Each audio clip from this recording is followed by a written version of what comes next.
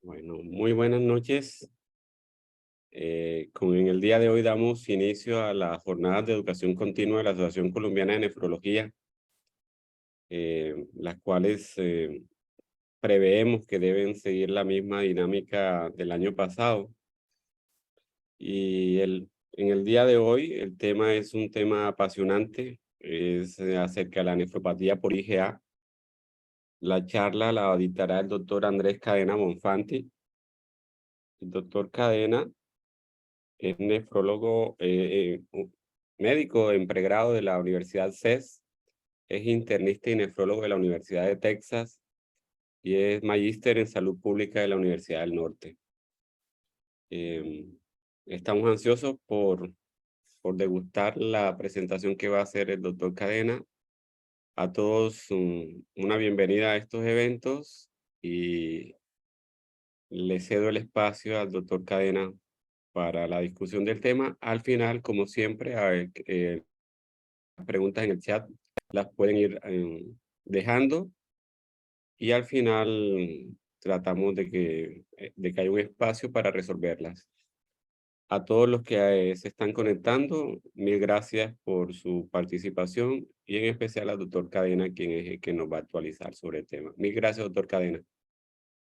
Bueno, muchas gracias a todos por la invitación, al doctor Ariza también y a la Sociedad Colombiana de Nefrología.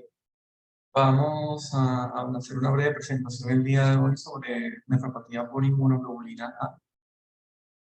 Es mis afiliaciones, estoy en Clínica La Costa, Barranquilla, y también soy docente del programa de Medicina Interna de la Universidad.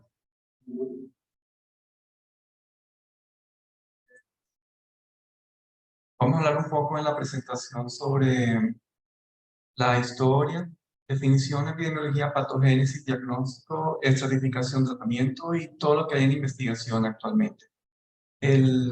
Parece mucho, pero realmente lo vamos a hacer rápidamente. Entonces, la enfermedad, la nefropatía por IgA o los depósitos de IgA en biopsia renal fueron ya o están ciertos desde 1968. Esta enfermedad tenía el epónimo de esta enfermedad de Berger. Fue la primera persona en Francia que hizo la descripción. Las técnicas de inmunofluorescencia fueron creadas en los años 60 y la inmunofluorescencia que estaba disponible en esa época era para medir depósitos de IgA. El artículo describió 25 pacientes con hematuria recurrente y lesiones focales segmentarias, en las cuales el reactivo de IgA brilló mucho más que el reactivo de IgG. No vamos a entrar aquí a profundizar en los hallazgos directamente en la patología, pero a pesar que la proliferación mesangial es la característica más frecuentemente descrita en la óptica, realmente la presentación puede ser heterogénea. Pueden haber diversas formas de presentación de la enfermedad. En mínimo se puede presentar con un patrón de focalización secundaria, pueden haber patrones medias lunas, es muy variable la presentación. Pero en la inmunofluorescencia se va a dar una predilección para los depósitos de IgA y de COMP3. Están los depósitos presentados desde la electrónica. Y esta nefropatía por IgA es la forma de glomerulonefritis caracterizada por los depósitos de IgA, que es posiblemente la enfermedad glomerular primaria más frecuente en el mundo. Aún así, incidencia y prevalencia no están del todo claras, ya que hay diferencias en las prácticas de biopsia, es decir, en qué momento se decide a una persona con patología y con otra comorbilidad biopsiar. En países asiáticos, particularmente en Japón, se tiene un umbral muy bajo para realizar este tipo de biopsias. ¿Cuáles son los criterios diagnósticos de la enfermedad? Y porque los registros no son ni homogéneos ni son frecuentes que se encuentren en todos los países del mundo. A pesar de ser, y es importante tenerlo como concepto, que es la forma de glomerulonefritis una de las más frecuentes, la frecuencia o la incidencia en la población general de esta enfermedad es baja y se considera una enfermedad huérfana, tanto en Estados Unidos como en Europa, y es esto una razón por la cual se está realizando investigación muy activa en la enfermedad. Definitivamente está demostrado que ocurre con mayor frecuencia en personas de descendencia asiática, incluso cuando se mueven a otras partes del mundo. Los americanos, la población asiática sigue siendo la que más frecuentemente expresa por IgA. no es tan frecuente en personas que tengan descendencias africanas. Y se ha descrito que los depósitos de IgA se observan hasta en el 3 al 16% de las biopsias de individuos que no tenían evidencia de enfermedad grave. Les estoy presentando en esta diapositiva la frecuencia del diagnóstico de IgA en diferentes países del mundo. Como pueden ver en la tabla de la izquierda, en China, Japón, Singapur, la frecuencia o la incidencia de la enfermedad varía entre el 54 hasta el 31% de todas las biopsias renales que han sido reportadas en los registros en el artículo. Y en Europa, también, a pesar de que no es necesariamente tan alto como en Asia, una tercera parte de todas las biopsias en los países que ustedes ven listados acá, la nefropatía por IgA, siendo la glomerulares primaria muy frecuente. Este es un poco en porcentajes promedio de la nefropatía en los registros en diferentes países del mundo. Y como pueden ver, hasta en Estados Unidos, una tercera parte de las biopsias en Europa es una enfermedad también frecuente y en China el 54%, el 43% son biopsias de Colombia. Estamos comentando brevemente hace unos pocos minutos en el Comité Nacional de Enfermedades. No tenemos un registro nacional, pero se han hecho algunos esfuerzos para describir la frecuencia de enfermedad glomerular en los registros de biopsias. Esta es una publicación del doctor Aroca, donde se reportaron 115 casos durante un periodo de 10 años en ProRed. Y se encontró que la proteinuria y la hematuria fueron las características más frecuentes. No hubo enfermedad renal severa como una frecuente de esa patología. Y revisando en el registro colombiano de biopsias renales, el 5% de los reportes fueron. Entonces, hablando un poco de la patogénesis de la enfermedad, ha habido un gran avance en el entendimiento de la patogénesis como está formalmente descrito. Hay una cantidad circulante elevada de inmunoglobulina A1, que es una de las únicas variedades de inmunoglobulina que tienen esta región llamada bisagra. Y la deficiencia en la galactosización, en los agregados de galactosa y en los anticuerpos que se presentan hacia áreas expuestas de ácido ciánico, favorecen la formación de complejos poliméricos de inmunoglobulina A1, los cuales tienen una predilección por el depósito a nivel mesencémico. Entre los factores de la patogénesis se encuentran la generación de complejos inmunes que se depositan en el mesanco. Estos complejos inmunes conformados por inmunoglobulina A1, recuerden también los anticuerpos contra ácido ciánico. También debe estar comprometida la habilidad del sistema retículo endotelial para poder remover esos complejos y la inmunoglobulina A1 normal del ácido. Cuando se evidencia lesión mesangial o glomerular, también hay una activación de las vías del complemento. La vía de lectina y la vía alternativa usualmente son las vías que están más activas y que están asociadas también a lesión tisular. Y la respuesta tisular de injuria propiamente también influye en la presentación o en la patogénesis. Entre los avances o los cambios que hay en el entendimiento de la nefropatía por IgA, es que esta presentación de inmunoglobulina GA1 realmente no es frecuente que se tenga en circulación periférica. Es más frecuente que esta forma de inmunoglobulina está asociada a la infección mucosa, tanto a nivel intestinal como respiratorio. Se está buscando, se trata de entender cómo estas células plasmáticas productoras de anticuerpos que deberían estar localizadas en las áreas mucosas se translocan o pueden migrar hacia la médula ósea y desde ahí producir cantidades anormales o elevadas de inmunoglobulina A1. Como lo comentábamos previamente, si ustedes ven en la parte B de esta gráfica, en estos complejos poliméricos de IgA1 que tienen deficiencia en galactosa se generan autoanticuerpos se forman los agregados y la activación de C3 en el área mesangial precipita a favor del daño tisular. Con respecto a la parte clínica o a los síntomas de los pacientes, el 40 al 50% de los pacientes pueden presentar con uno o varios episodios de hematuria recurrente que están asociados a episodios de infección respiratoria superior o lo que se llama la hematuria simpática.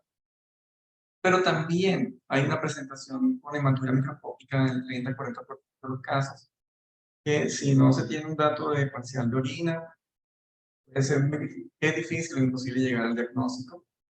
Y en una baja proporción de pacientes se presentan con formas agresivas de la enfermedad, como una glomerulonefritis rápidamente progresiva.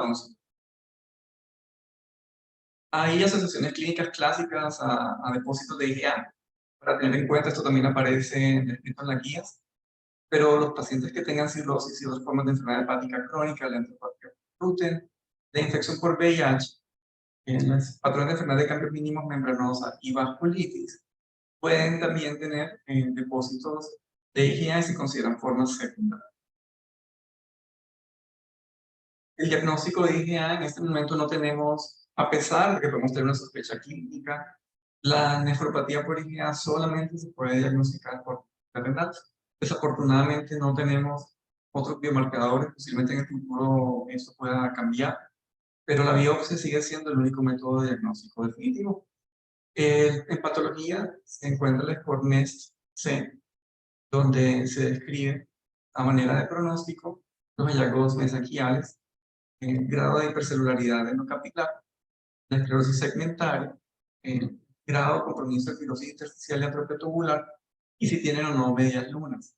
Las medias lunas directamente como presentación están asociadas a una mayor agresividad o a mayores desenlaces de progresión infeccional. Todos los pacientes que tengan ese diagnóstico deben ser evaluados para causas secundarias. También se tiene una herramienta pronóstica para los pacientes que se con ese diagnóstico, y como ustedes pueden ver acá, están los datos que se usan para realizar ese cálculo, que incluyen la biopsia y el informe, con la tasa de filtración glomerular, la arterial, sistólica y diastólica, la proteinuria, la edad, sodíaca fuera 2 y el uso de inmunosupresión al momento de la biopsia. La herramienta pronóstica o el calculador lo pueden encontrar en cualquier página de calculadores. No es algo misterioso ni nada parecido, está de muy fácil acceso. ¿Y qué define el pronóstico de esta enfermedad?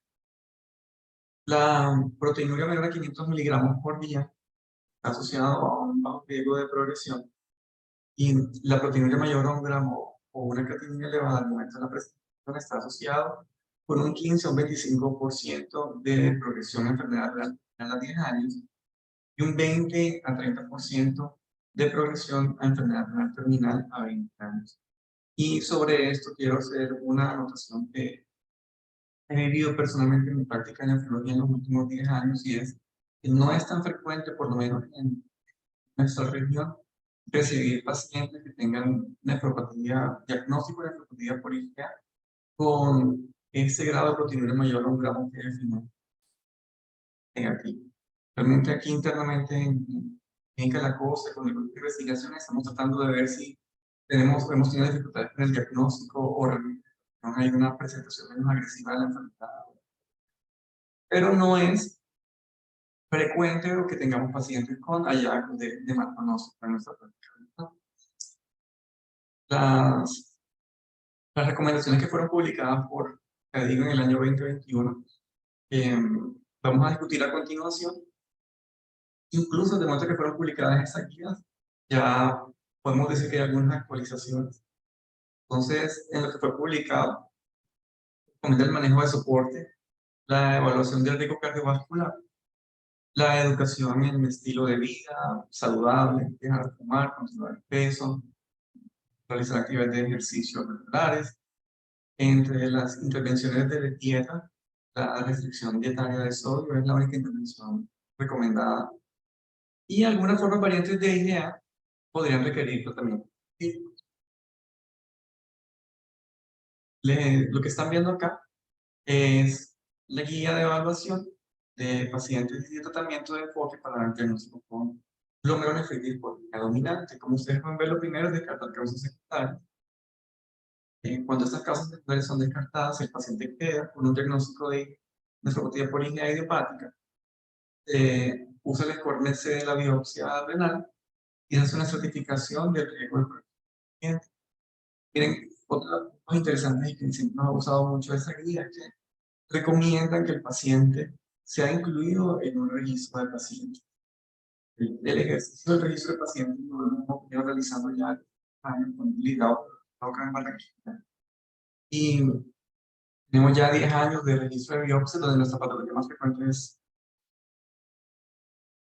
la enfermedad renal más frecuente, pero este tipo de registros es nuestro sueño o uno de nuestros proyectos grandes que logremos unificar o crear un registro único nacional que nos permita conocer mejor qué tenemos de cuáles son las patologías más frecuentes de nuestra enfermedad regular y también ver o identificar si tenemos diferencias regionales, que es una sospecha, pero no la.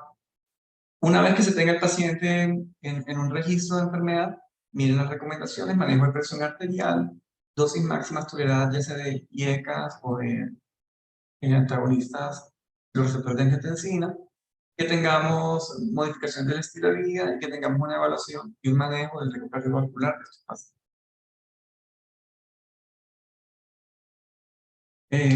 Hago mención especial de los pacientes que son definidos como mayor riesgo de progresión. Recuerden, incluso esta progresión estamos hablando de 10 a 20 años en el futuro, proteinuria mayor de 1 gramo.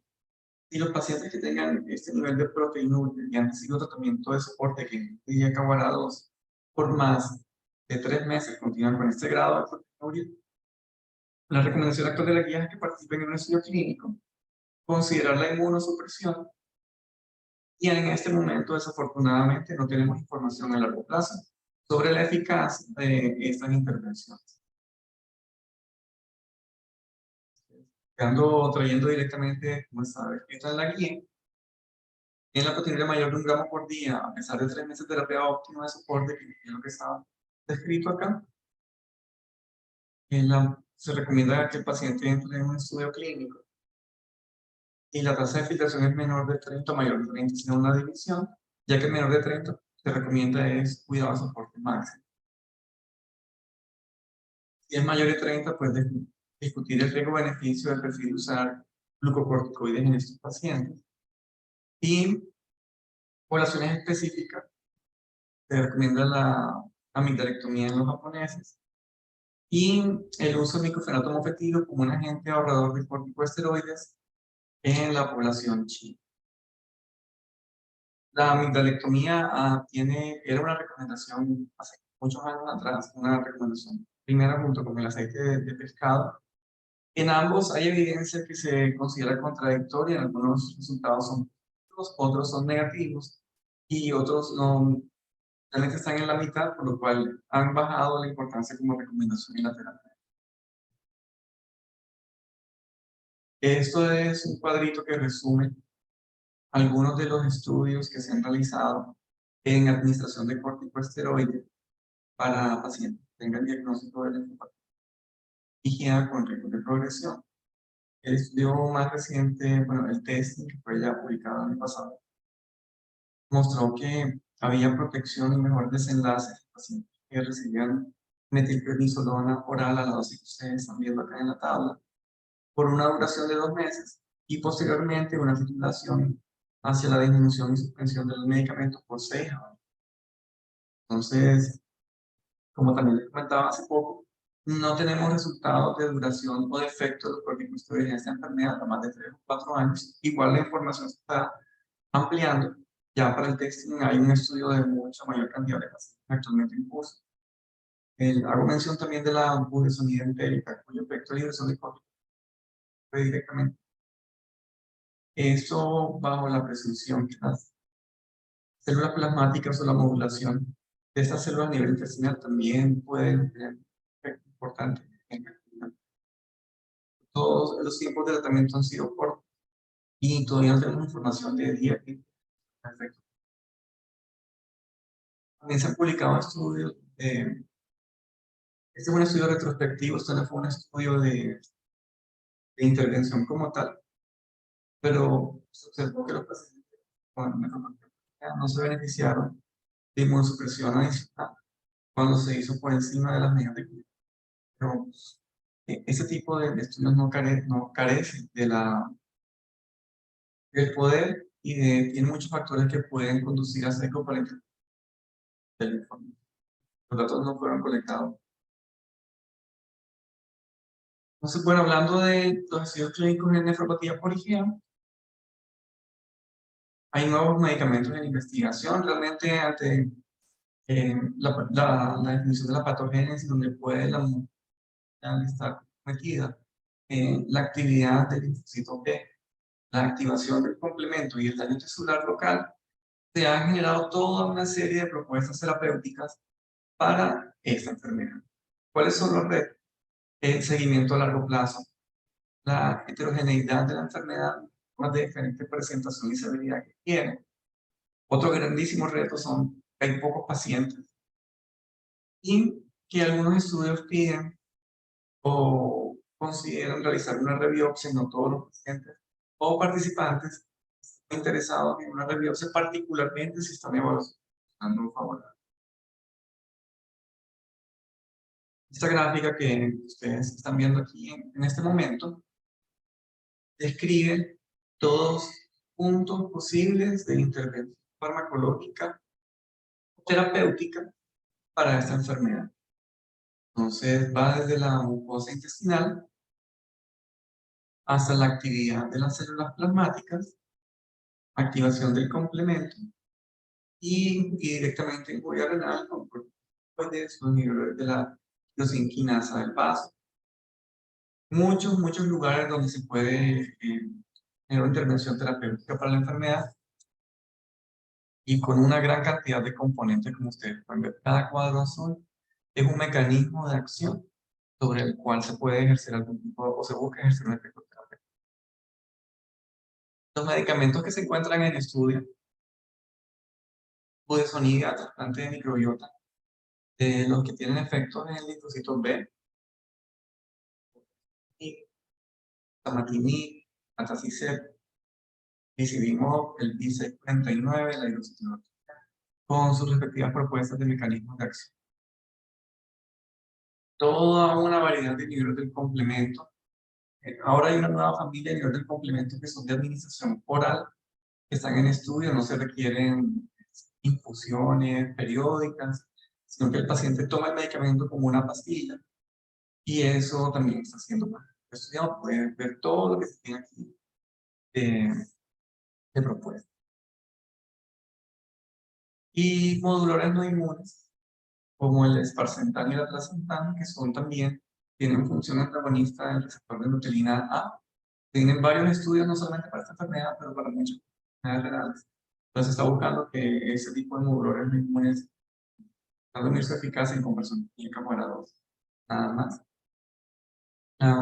Bardoxolona, que ha tenido algunos datos contradictorios, y los inhibidores del SGLT2, que ya con datos que son posteriores a la publicación de la guía, con el estudio ACKD y con el análisis posterior que se hizo con la nefropatía por IgA, encontró un posible efecto benéfico en la administración de medicamentos en la población. Sí, están.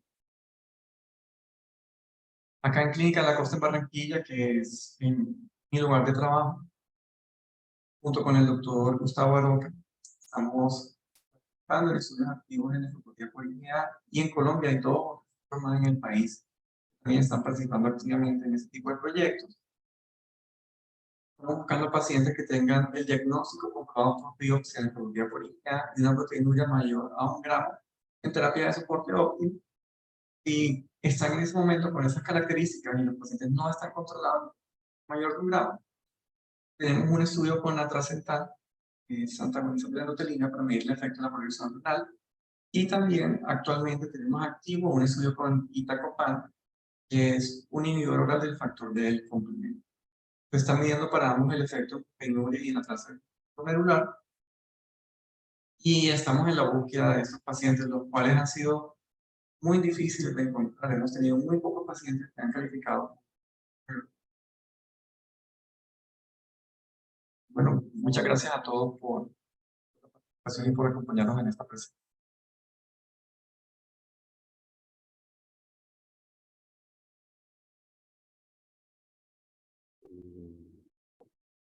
No sé si hay alguna pregunta en el auditorio, en el chat aún todavía no hay ninguna. Doctor Cadena, yo le preguntaría, ¿qué hacer con aquel paciente que tiene solo hematuria aislada y una proteinuria de menos de 500? Y pues cada vez son menos estos pacientes los que se biopsian por sola hematuria. Pero si por casualidad hay una biopsia que dice que es una nefropatía por IgA y esta proteinuria es menor de 500, ¿qué hacer con ese paciente? Sí, doctor, así, esa es la mayoría de los pacientes, de hecho, que nosotros tenemos en nuestras consultas o en la práctica habitual. Y como lo define la guía, lo que estamos optando por hacer es el manejo de soporte máximo que se le puede ofrecer en ese momento, que son realmente intervenciones que son sencillas porque es el tema de intervención dietaria, estilo de vida, riesgo cardiovascular y establecimiento del pronóstico del paciente. Pero usualmente por lo que se considera este tipo o este grupo de pacientes son de un pronóstico. Listo, aquí hay una pregunta. En Colombia tenemos budesonida por 3 miligramos y no de 8. ¿Podríamos usar esa presentación? Bueno, realmente los datos, en el estudio que tenemos de budesonida con la presentación de 8 miligramos, realmente ese sería idealmente la presentación a usar porque la budesonida como tal tiene un componente de liberación específica o la forma como está creada para que la dosis práctica sea liberada a nivel local. Entonces, creería que no tenemos información para usar dosis extras o 9 miligramos, por ejemplo, para hacer un equivalente a 8.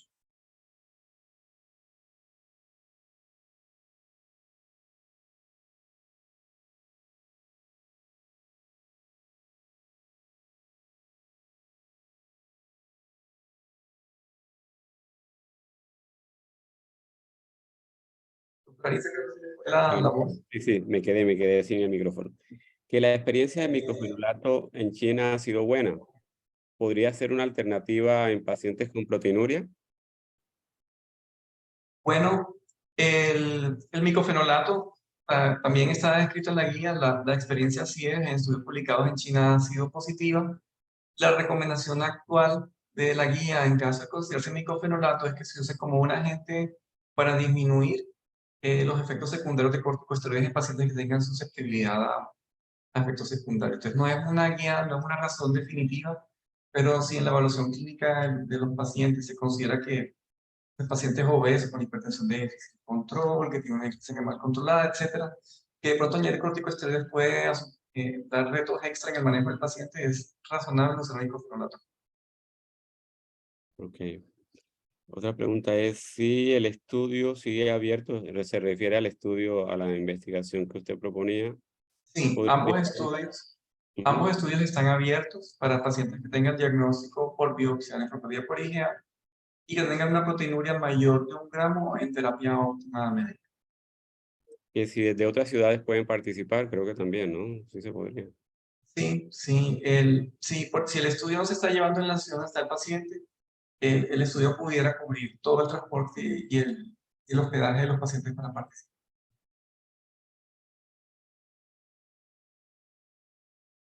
No, hay otra pregunta en relación a la budesonida, que si en Colombia existe algún panorama para llegar a usarlo, el Nefecon, la budesonida. Sí, bueno, realmente no sabría, me imagino que en algún punto la presentación debe llegar, pero no estaría seguro. Sin los medicamentos actuales en su clínica, ¿qué esquema usan para pacientes con compromiso de función renal y proteinuria mayor a 1 gramo? Sí, la guía también recomienda que si la tasa de filtración estimada estaba por debajo de 30 y ya hay evidencia de daño renal establecido en biopsia, no, no es necesario, se puede brindar soporte máximo en vez de terapias agresivas con inmunosupresión.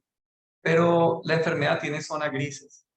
Por ejemplo, no está claro en un paciente que tenga, pongamos que la biopsia se dio con más de 50% de medias lunas y un compromiso renal de moderado a severo, y nos quedamos solamente con bolos de corticosteroides y posteriormente esteroides orales, o también el uso de citotóxico por familia. Entonces hay casos que, más allá de la guía, nos tocaría tomar una decisión terapéutica en pacientes que tengan estas presentaciones de medias lunas o enfermedad renal que a nuestro juicio, por algo de biopsia agresiva, pudiéramos optar por una terapia un poco más agresiva que lo que hemos descrito aquí actualmente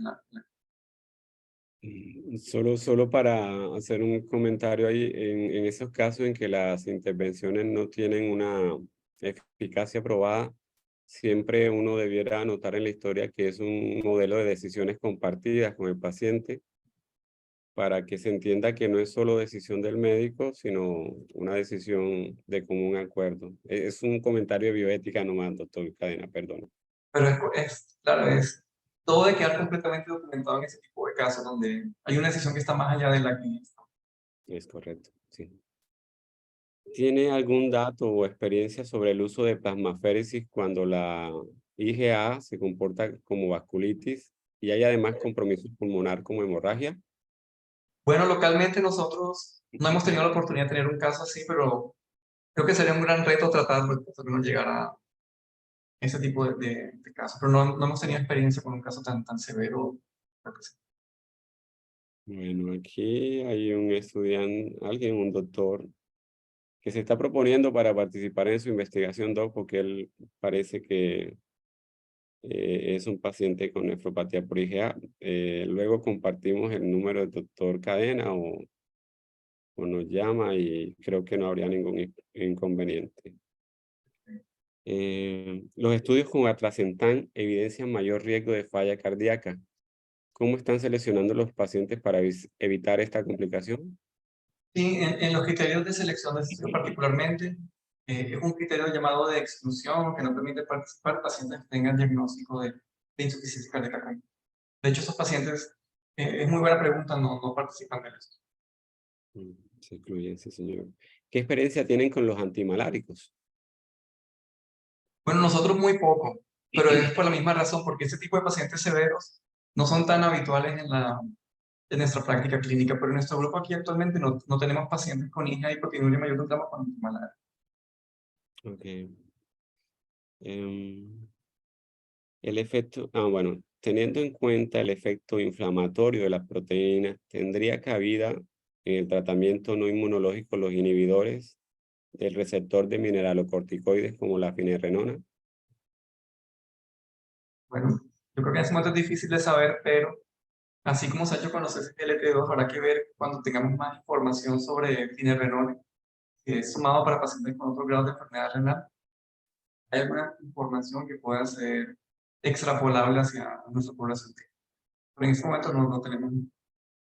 Y otra sobre los inhibidores de SGLT2, ¿tienen espacio? Bueno, el análisis del APA-CKD del posanálisis mostró que sí puede tener un efecto benéfico en la progresión de enfermedad renal en pacientes con nefropatía por IgA. Así que es posible que además estudios en el futuro únicamente dedicados a esta población medicamento. Pero sí muestra resultados que son más optimistas, más positivos. Perfecto. Los, los fármacos que están utilizando actualmente para estudio en la Clínica de la Costa se pueden utilizar en pacientes trasplantados con recaída de IgA y que reciben inmunosupresión. No, los estudios contemplan la participación de pacientes que no han tenido trasplante. Y la otra pregunta es que si como criterio de exclusión, bueno, la leo textualmente para ver si la entiendo más. Criterio de exclusión que hacen parte del estudio clínico descartan casos recibiendo inmunosupresión. O más bien si la inmunosupresión es un criterio de exclusión de la investigación que están haciendo. Sí, la inmunosupresión diferente es un criterio de exclusión en ese momento. ¿Es válido hacer estudios genéticos de alteraciones del complemento en nefropatía por IgA? Bueno, en este momento, como lo comentamos al comienzo de la charla, no tenemos ningún biomarcador que nos permita hacer un diagnóstico sin tener que llegar hasta la biopsia renal. Entonces, pues, desde un punto de investigación, claro que es válido buscar cualquier tipo de alteración asociada a la patofisiología de la enfermedad que nos permita hacer un diagnóstico desde un biomarcador. Este tipo de propuestas son razonables. Ok.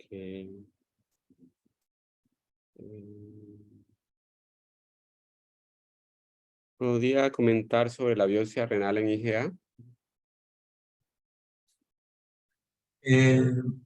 Bueno, el hallazgo, como lo comentamos también más frecuentemente, es la proliferación mesangial, pero hay mucha heterogeneidad en la presentación.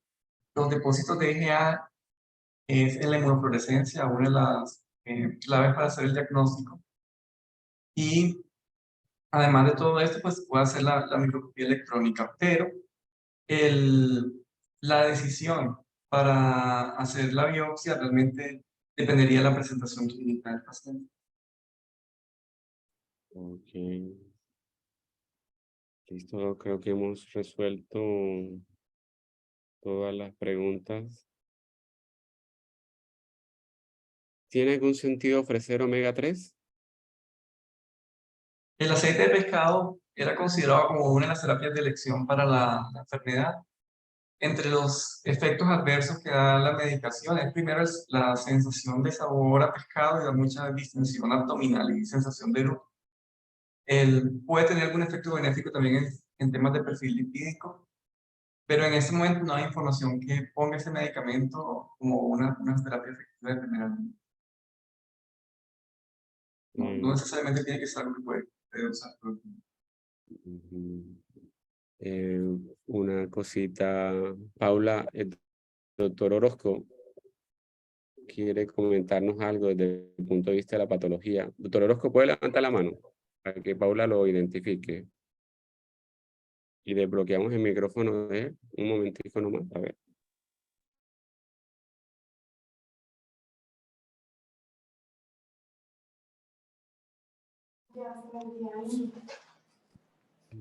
Doctor Orozco.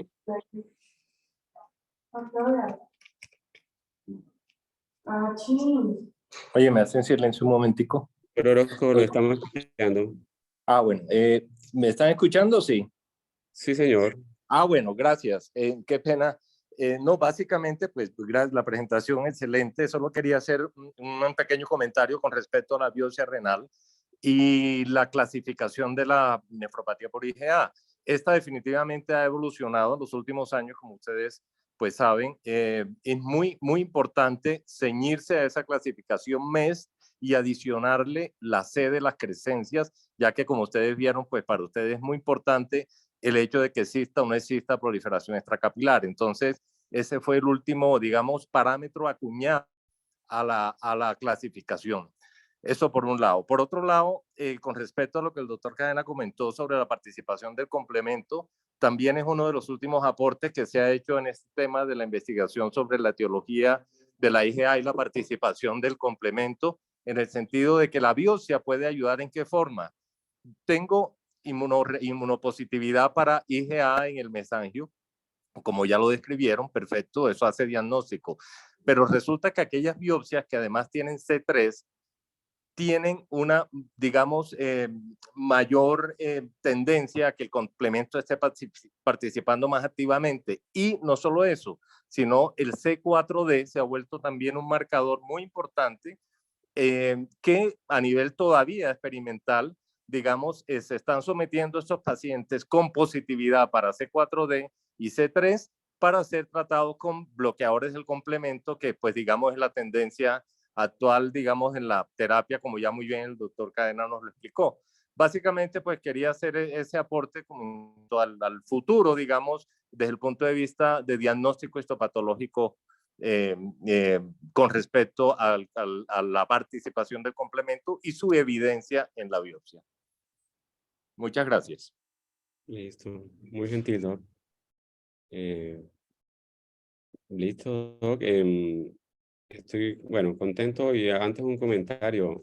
Siempre esa tasa de filtrado molecular por debajo de 30, uno a veces quiere ser excesivamente optimista y trata de usar inmunosupresores por allá abajo de los 30.